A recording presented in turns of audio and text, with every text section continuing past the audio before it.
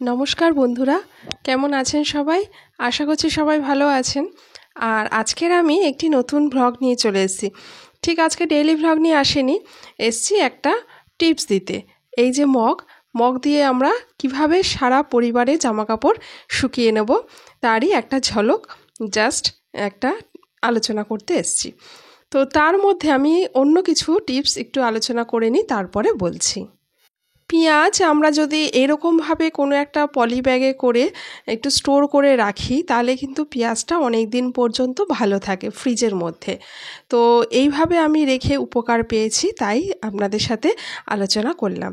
কেমন লাগলো টিপসটা অবশ্যই জানাবেন। নেক্সট যে পয়েন্টে আসি, সেটা হচ্ছে আমরা তো ফ্রিজে সবাই আইস করি, আইস জমাই। তো সেটা যদি একটু হালকা উষ্ণ গরম জলে হয়, যেটা এই গরম জলটা আমি করে নিয়েছি, এটা হালকা উষ্ণ গরম জল। এই জল দিয়ে যদি আমরা আইস কিউব বানাই, যদি ফ্রিজে আমরা এইভাবে ট্রেতে করে হালকা উষ্ণ, একদম স্লাইট হালকা উষ্ণ, এখানে একটু হালকা হালকা ধোয়া উঠছে, তো এইরকমভাবে যদি আমরা ফ্রিজে আইস কিউব বানাই, তাহলে কিন্তু সেটা খুব তাড়াতাড়ি হয় এবং জিনিসটা কিন্তু খুব ভালো থাকে। আর খুব তাড়াতাড়ি কিন্তু কিউবটা তৈরি হয়ে যায়। অ্যাপ্লাই করে দেখবেন কেমন হয়েছে, অবশ্যই জানাবেন। আর আজকের ভিডিও যদি এতটুকু কোনো কিছু যদি আপনাদের উপকারে আসে বা ভালো লাগে, তাহলে প্লিজ আমার চ্যানেল সাবস্ক্রাইব করে আমার পাশে থাকবেন, আমাকে সাপোর্ট করবেন। আর বেল বাটনটা প্রেস করতে ভুলবেন না, অবশ্যই বেল বাটনটা প্রেস করবেন। তাহলে কি হবে, যে কোনো রকম নোটিফিকেশান আপনাদের কাছে অনায়াসে তাড়াতাড়ি পৌঁছে যাবে।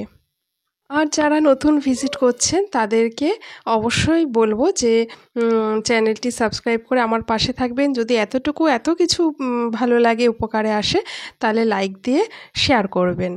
চলে আসি নেক্সট পয়েন্টে। আমরা যদি কোনো কৌটো এরকমভাবে একটা প্লাস্টিক দিয়ে মুড়ে রাখি, মানে বন্ধ করে রাখি, তাহলে বর্ষাকালে কিন্তু ভীষণ উপকার হয়। তখন কিন্তু চিনি, বিশেষ করে লবণ, এগুলো কিন্তু ঘেমে যায় না, অনেকটা ভালো থাকে। তো পিঁপড়ের থেকেও আমরা অনেকটা মুক্তি পাই। তো এই হলো আমার আরেকটি টিপস। কেমন লাগলো অবশ্যই জানাবেন। চলে আসি পরের পয়েন্টে। লঙ্কা আমরা তো অনেকেই এনে রাখি একটু বেশি করে। তো এখন বর্ষাকালে অনেক সময় কি হয়, সেটা ঘেমে যায় বা পচে যায়, নষ্ট হয়ে যায়।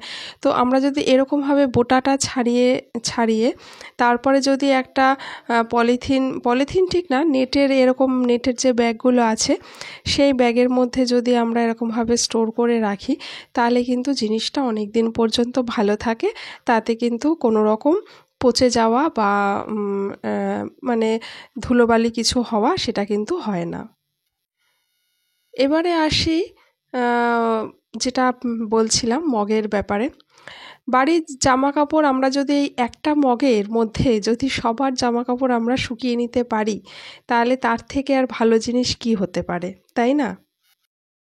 বর্ষাকাল, এখন চারিদিকে জল থই থই এবং ভেজা স্যাঁতস্যাঁতে জায়গা, কিন্তু আমাদের জামাকাপড় শুকোতে ভীষণ অসুবিধে।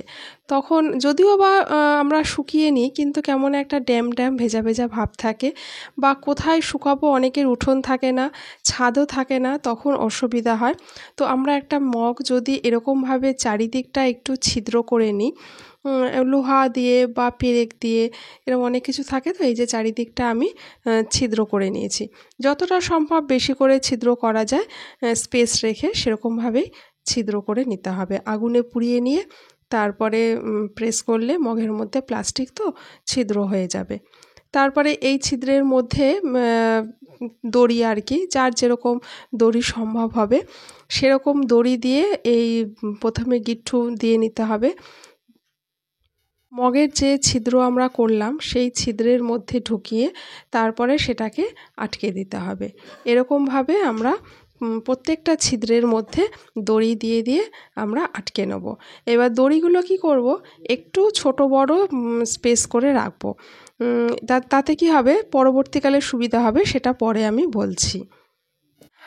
এই প্রসঙ্গে আরেকটি কথা বলে রাখি, আমার অন্যান্য যে ভিডিওগুলো আছে সেগুলো আপনারা ওয়াচ করবেন, দেখবেন, কারণ রোজ দিন একরকম ভিডিও তো হয় না, বিভিন্ন রকম ভিডিও হয় বিভিন্ন দিন, যেমন আমাদের সমান যায় না। তো সেই হিসাবে আপনারা অন্যান্য ভিডিও দেখেও আপনারা জাজ করবেন। আর এই যে আমি দড়ি বেঁধে নিয়েছি, আর দড়িগুলোর নিচে এই যে ক্লিপ আটকে নিয়েছি। দড়িগুলো কিন্তু একটু ছোট বড় করে করেছি, প্রত্যেকটা দড়ি কিন্তু এক সমান করিনি। তাতে কি হবে, জামা কাপড় যখন আমরা শুকোবো তখন সেটা অনেকটা সুবিধা হবে। এক লেভেল যদি হয় তাহলে একঘেয়ে হয়ে যাবে, তো মানে একটু ঘিঞ্জি ভাবটা হয়ে যাবে। তখন এই যে একটু ছোট বড় হলে ওপরেরগুলো ওপরে থাকলো, নিচেরগুলো নিচে থাকলো, তাহলে এইভাবে জামা কাপড় শুকাতে খুব সুবিধা হবে। বিশেষ করে বাড়িতে যদি ছোট বাচ্চা থাকে তখন কিন্তু এরকমভাবে জামা কাপড় শুকিয়ে নেওয়া ভীষণ সুবিধা হয়। এটা মানে ভীষণই ফলপ্রসূ, ভীষণই সুবিধাজনক একটা জিনিস। কোথাও একটা আটকে দিলেও মগটাকে, তারপরে তার নিচে বাচ্চাদের অনেক জামা কাপড় কিন্তু এইভাবে অনায়াসেই শুকিয়ে নেওয়া যাবে।